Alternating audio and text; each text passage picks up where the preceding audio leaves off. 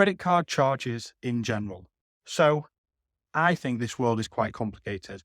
And most of the businesses we work with, if I'm honest, don't seem to have a clue what it's costing them to collect their money. And it is an important factor. And it also is important to ask for cheaper rates because you will often get shoved on a headline rate. And unless you go after cheaper rates, you won't get them. So when I look with traditional card payment providers, so these aren't the online companies.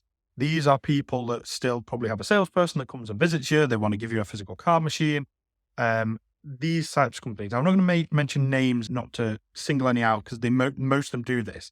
They tend to have a complex charging structure. So you get charged monthly fees, you get charged card processing fees, you get charged different payment fees for debit cards or credit cards or MasterCard or Visa, and you get these complicated statements that you are utterly baffled what you're actually paying for your credit cards.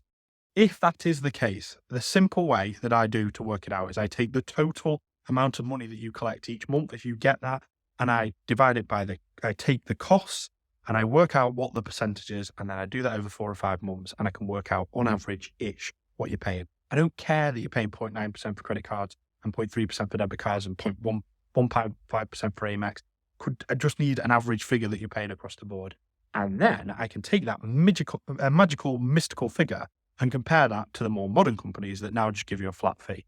The more modern companies that tend to give you a flat fee tend to be a bit more expensive, if I'm honest. They just tend to be clearer, easier to deal with. Customer support tends to be better, tends to work better. So you go online to Stripe or Square or one of these payment providers, and there'll be a fixed fee, which for Stripe or Square tends to be about 1.4%. But that isn't it.